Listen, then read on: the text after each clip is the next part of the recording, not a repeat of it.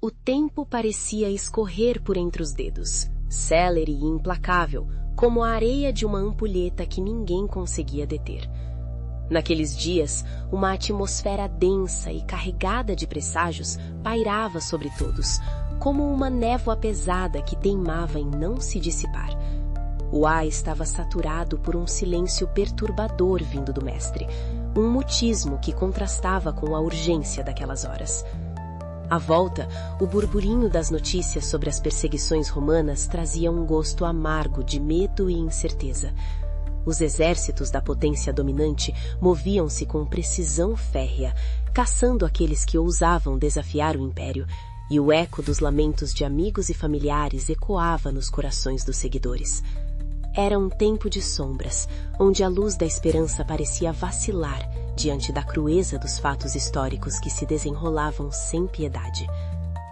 Havia uma inquietação latente, um fogo que ardia nos olhos dos que viam seus companheiros de infância serem levados pela força das leis daquela época.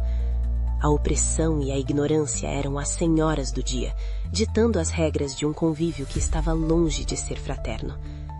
Naquela região, no coração do continente, onde as tradições e a fé se chocavam com a lâmina das espadas, o sentimento de revolta era uma presença constante. Muitos esperavam que o Rabi, com seu poder inexplicável, fizesse descer dos céus um milagre definitivo, algo que pusesse fim àquela agonia e restaurasse a dignidade de um povo humilhado. A expectativa não era apenas por cura ou palavras de conforto, mas por uma demonstração de força que mudasse o curso da política e da história. Enquanto isso, o mestre mantinha uma simplicidade que chegava a ser desconcertante. Mesmo diante da maior das tensões, ele movia-se com uma espontaneidade que ninguém conseguia imitar. Seu poder, embora vasto e capaz de silenciar tempestades, era exercido sem alarde, sem a necessidade de exércitos ou pompas. Ele respeitava as opiniões mais humildes, ouvia os clamores mais simples e parecia enxergar através das máscaras de dor e ódio que os homens vestiam. Para aqueles que o cercavam, ele era a personificação do Messias esperado, embora a forma como ele pretendia manifestar esse reinado fosse um enigma profundo. Eles ainda não compreendiam que a política que ele praticava não era feita de alianças humanas ou estratégias militares, mas de uma legislatura cósmica, regida por valores que transcendiam o horizonte terreno. O que se descortinava naqueles dias, porém, era algo que desafiava ainda mais a percepção limitada dos presentes. Rumores começavam a circular, sussurros sobre assessores invisíveis que acompanhavam o mestre, entidades que pareciam obedecer à sua vontade soberana. Ele frequentemente falava que seu espírito não pertencia àquele mundo denso e que existiam muitas moradas na vastidão da criação. Essas afirmações soavam como poesia ou mistério impenetrável para mentes acostumadas apenas com o que o tato e a visão podiam confirmar. Mas a verdade é que o mestre estava cercado por uma assessoria que operava em frequências que os olhos comuns não podiam captar, preparando o terreno para eventos que mudariam para sempre a compreensão humana sobre a vida e a morte. A alma que outrora habitou a personalidade de um de seus apóstolos mais próximos, ao revisitar essas memórias de uma dimensão superior, percebe agora com clareza o que antes era confusão. Naquele tempo, o entendimento era limitado pelas vibrações da matéria e pelos conceitos viciados de uma humanidade em infância espiritual. A jornada para compreender quem era realmente aquele homem exigia mais do que fé. Exigia um salto de consciência para além do que os sentidos permitiam. O palco estava montado para um encontro que uniria os céus e a terra, um momento em que a realidade cósmica se fundiria com a trajetória humana de forma irremediável. O convite para esse evento já estava sendo tecido nos bastidores do invisível, aguardando apenas o instante em que o véu seria finalmente levantado. A natureza humana tem uma tendência intrínseca a rotular o que não compreende, elevando seres de outras esferas à categoria de divindades ou semideuses. Contudo, ao observar a realidade de um ponto de vista mais amplo, percebe-se que todos os seres, independentemente de sua morada no cosmos, compartilham a mesma essência criativa. Aqueles que o mundo chamava de anjos ou mensageiros celestes eram, em verdade, cidadãos de outras moradas, irmãos mais velhos que já haviam percorrido caminhos que a humanidade terrestre ainda começava a trilhar. Despertar os atributos divinos que dormitam na alma é o grande desafio de qualquer existência, e realizar essa tarefa no ambiente denso de um mundo em evolução é uma obra de paciência e sacrifício contínuos. Naquela época, o apóstolo que viveu essas experiências sentia o peso dessa limitação. Mesmo estando ao lado do Mestre, sua mente ainda estava presa a valores terrestres, incapaz de vislumbrar a grandiosidade da missão que se desenrolava. Hoje, do seu atual nível de consciência, ele compreende que aqueles seres considerados superiores eram apenas trabalhadores das equipes que assessoram os grandes mestres cósmicos. Eles não eram deuses, mas espíritos comprometidos com a evolução coletiva, atuando como pontes entre as diferentes dimensões da vida. A dificuldade dos terráqueos em lidar com o desconhecido sempre foi o grande obstáculo para essa comunhão fraterna, mas o tempo da revelação estava se aproximando. Jesus, com sua percepção aguçada, sabia que o tempo de sua permanência física estava se esgotando. Ele agia como alguém que conhece o mapa de uma jornada perigosa e precisa preparar seus companheiros para o que viria a seguir. As notícias sobre a execução de João Batista, o precursor, chegaram como um golpe gelado. O mestre, movido por uma compaixão profunda, decidiu que era o momento de se deslocar para Nazaré. Era um movimento arriscado e estranho para os seus seguidores, pois Nazaré era o lugar onde sua própria família residia e onde as críticas e perseguições eram mais diretas. Mas havia uma necessidade espiritual nessa viagem, um desejo de solidariedade e de despedida que poucos conseguiram notar de imediato. Enquanto caminhavam em direção à cidade da sua infância, o ambiente era de uma tristeza silenciosa. Alguns familiares de Jesus temiam que ele fosse o próximo alvo das autoridades, e a atmosfera de angústia era palpável. O mestre, porém, mantinha uma serenidade que chegava a ser desconcertante. Ele não negava que o perigo existia, nem prometia uma proteção mágica contra as adversidades do mundo. Em vez disso, ele buscava tranquilizar os seus com argumentos que, na época, pareciam distantes da realidade imediata. Ele estava se despedindo, mas o fazia de uma forma tão suave que a maioria não percebia que aquele seria o último contato físico, a última oportunidade de olhar em seus olhos antes da grande transformação. Apenas um dos discípulos, aquele cuja sensibilidade era mais apurada para os detalhes sutis da alma, notou o brilho indefinível no olhar do Rabi. Ele percebeu que, por trás dos abraços e sorrisos trocados com os familiares, havia uma dor profunda, uma tristeza de quem sabe que o adeus é definitivo para os moldes terrenos. Ele viu o mestre chorar discretamente ao abraçar sua irmã mais nova, um choro que não era de alegria, mas de quem castigava o peso de um destino que traria sofrimento àqueles que amava. Esse discípulo tentou alertar os outros, buscando em Pedro um apoio para questionar o que estava acontecendo, mas o medo de parecer equivocado ainda era uma barreira. O mistério continuava a crescer, enquanto Jesus se preparava para o próximo passo de sua jornada terrestre.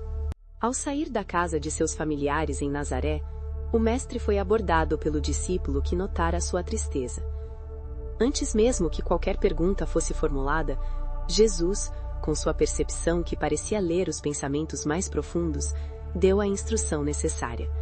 Era hora de reunir todos os seguidores para uma conversa final antes da partida. Ele reconhecia que aquela hora era inevitável, um cumprimento das intenções que regem os destinos humanos. O discípulo, movido por uma curiosidade angustiada, questionou o motivo das lágrimas e daquela despedida silenciosa que os outros não haviam percebido. A resposta do mestre foi grave, carregada de uma honestidade que cortava o ar como uma lâmina fria. Jesus explicou que o sofrimento daqueles que ele amava era o que mais incomodava sua alma. Ele sabia que sua partida deixaria uma herança amarga para seus entes queridos, e que as tempestades, quando surgem, devastam inevitavelmente tudo o que encontram pelo caminho. Mas ele não podia descumprir as leis que governam a ação e a reação no mundo material. Ele estava ali para preparar seus seguidores para a hora da devastação, para que eles pudessem encontrar um ponto de apoio quando a tormenta finalmente se alastrasse. A reunião solicitada não era apenas um encontro casual, mas uma preparação espiritual profunda para os dias de trevas que se avizinhavam. Sentados ao redor do Mestre, os discípulos ouviram palavras que soavam como um testamento espiritual. Ele reafirmou seu amor por cada um deles, mas deixou claro que não lhe era dado evitar o sofrimento que teriam de enfrentar. Tudo o que estava prestes a acontecer já havia sido delineado pela vontade de todos, muito antes de nascerem naquele mundo. Jesus agia como o suporte necessário para que no futuro, quando as tribulações passassem, eles pudessem compreender que tudo estava sob controle de uma inteligência maior. Ele falava de um reino de amor e paz que não pertencia às estruturas de poder terrenas, e de sua volta iminente para a morada de onde viera. O legado que ele pretendia deixar era o de semeador. Ele sabia que o tempo de colheita ainda estava longe, e que era necessário plantar as sementes do amor e da libertação em corações endurecidos. Para Jesus, o amor uns pelos outros era a base sem a qual nada poderia ser verdadeiramente edificado. Era o tempero que faltava na vida da terra, algo que abundava na natureza e no cosmos, mas que teimava em se manter ausente nos corações humanos. Ele exortava seus seguidores a preencherem esse vazio com o entendimento que seu testemunho iria provocar. Cada palavra era um tijolo na construção de uma nova consciência, uma que pudesse suportar o peso da ignorância que ainda dominava o planeta. Pela primeira vez, o Mestre apontou com objetividade para Jerusalém como o palco do sacrifício final. Ele descreveu as dores que a ignorância dos homens, movidos por valores tenebrosos, iria infligir sobre ele.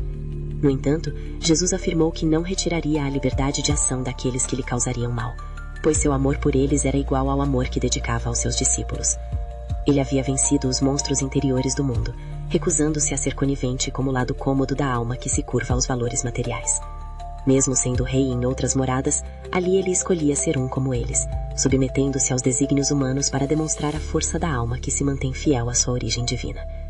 O mistério de Jerusalém começava a se desenhar, mas os discípulos ainda estavam longe de acreditar na iminência do fim. Apesar da gravidade das palavras do Mestre, um estranho embotamento parecia dominar o raciocínio dos seguidores. Era como se a mente humana, diante de uma verdade terrível demais para ser aceita, criasse uma barreira de negação. Mesmo vendo a seriedade no rosto de Jesus, eles não conseguiam crer que algo tão trágico pudesse acontecer com um ser tão especial. Durante a caminhada em direção a um local mais reservado, Jesus seguia à frente, apressando o passo. Ele sabia que uma multidão já se formava, buscando-o por todos os lados. Sua pressa não era um desejo de fuga, mas a necessidade de encontrar o ambiente adequado para o que estava por vir, evitando que o encontro se desse em um local impróprio para a segurança e o entendimento de todos. Foi em uma tarde de luz declinante que ocorreu o fenômeno da multiplicação dos pães, um evento que deixou todos em um estado de êxtase e admiração. E como se isso não bastasse, na madrugada que se seguiu, o Mestre caminhou sobre as águas em direção ao barco onde seus discípulos lutavam contra o vento. Diante de feitos de tal magnitude, como alguém poderia acreditar em presságios de morte e sofrimento? A lógica humana falhava. Se ele tinha poder sobre a matéria e sobre os elementos da natureza, por que haveria de ser vitimado por homens comuns? Os milagres agiram como um véu, cobrindo os avisos de tragédia e fazendo com que os discípulos esquecessem as advertências sobre Jerusalém. Eles preferiam o brilho do poder à sombra do sacrifício. Dias depois, em uma de suas caminhadas pelas aldeias de Cesareia de Filipe, Jesus solicitou que 3 de seus seguidores, Pedro, Tiago e João, o seguissem em segredo, sem despertar a curiosidade dos demais. Esse tipo de refúgio em silêncio era comum, mas havia algo diferente naquela convocação. Os assessores invisíveis, os seres de luz que acompanhavam a trajetória do Mestre, haviam solicitado um encontro especial. Eles desejavam conversar de igual para igual com Jesus, em um ambiente onde nenhuma interferência terrena pudesse distorcer a comunicação. O Mestre procurava um momento propício para essa reunião cósmica, um diálogo que envolveria o destino não apenas dele, mas de toda a humanidade. Naquela região montanhosa, longe do clamor das multidões e da vigilância das autoridades, o palco para o maior dos mistérios estava sendo montado. Os seres que operavam nas sombras da luz preparavam-se para um diálogo decisivo. Jesus, O elo entre o divino e o humano estava prestes a se transfigurar diante dos olhos de seus amigos mais íntimos. A revelação que ocorreria ali tinha o poder de modificar por completo o entendimento sobre a vida e a morte. Enquanto subiam a montanha, o ar parecia vibrar com uma energia diferente, uma tensão que não era de medo, mas de uma expectativa sagrada. Eles estavam prestes a testemunhar o encontro de mundos. O que aconteceu naquele cume, sobre o manto do silêncio e da luz celestial, permanece como um enigma para muitos até os dias de hoje. O diálogo entre Jesus e suas entidades assessoras não era apenas uma troca de informações, mas uma decisão estratégica sobre o futuro da Terra. Se a escolha do Mestre tivesse sido outra, se ele tivesse optado por evitar o sofrimento e exercer seu poder de forma mundana, a história do continente e do mundo teria seguido trilhos completamente diversos. O sacrifício voluntário era a peça central de um plano maior, um movimento na política cósmica que a mente humana mal conseguia tatear. A transfiguração era o sinal visível de uma realidade invisível que sustentava cada passo do Mestre em direção ao seu destino final. Após o impacto dos eventos na montanha, a percepção dos discípulos que acompanharam o Mestre nunca mais seria a mesma. Eles haviam vislumbrado, ainda que por um breve instante, a glória de uma existência que transcende as amarras da carne. A transfiguração não foi apenas um espetáculo de luz, mas a confirmação de que Jesus operava sobre ordens e princípios que vinham de moradas distantes do entendimento comum. As consequências daquele encontro começaram a se refletir na postura do Mestre, que parecia agora ainda mais decidido e focado em sua missão em Jerusalém. O medo que antes rondava os discípulos foi substituído por uma reverência silenciosa, embora a compreensão plena ainda lhes escapasse. Jesus, ao retornar para o convívio com os outros seguidores, não alardeou o que ocorrera. Ele mantinha a discrição necessária para que cada um pudesse digerir a experiência no seu próprio tempo. A lição central que emergia daquele contato com os seres de luz era a da transformação interna. O Mestre mostrava que a verdadeira evolução não consiste em fugir das dificuldades do mundo, mas em enfrentá-las com a consciência despertada para a eternidade do Espírito. Ele estava ensinando que a vida na Terra é um estágio transitório, um campo de treinamento onde as habilidades latentes da alma devem ser despertadas através do amor e do sacrifício. A transição para o fechamento daquela fase da missão estava em pleno curso. Jesus continuava a realizar curas e a ensinar, mas o tom de suas mensagens tornava-se cada vez mais profundo e reflexivo. Ele preparava seus amigos para a ausência física, plantando neles a semente de uma presença espiritual que jamais os abandonaria. A compreensão de que ele era um cidadão do cosmos, em missão de apoio a um planeta em sofrimento, começava a fazer sentido para aqueles que tinham olhos para ver. O aftermath da transfiguração era uma calma aparente que antecedia a tempestade final em Jerusalém, um tempo de consolidação de valores e de fortalecimento da fé.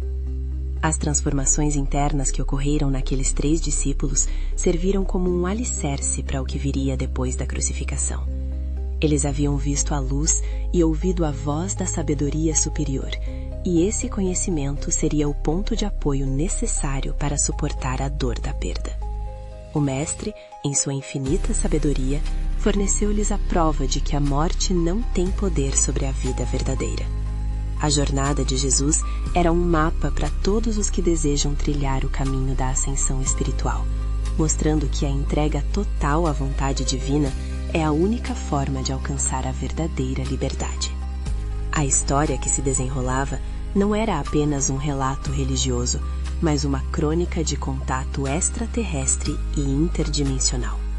Aqueles seres que conversaram com Jesus eram os guardiões da evolução planetária, zelando para que o plano de amor não fosse desviado por interferências menores. A decisão do Mestre de seguir adiante, mesmo sabendo de todo o sofrimento que o aguardava, foi o maior ato de coragem e amor que a Terra já presenciou. Ele escolheu a dor da crucificação para que a luz da verdade pudesse brilhar para sempre, iluminando os abismos da alma humana e apontando o caminho para as muitas moradas da casa do Pai.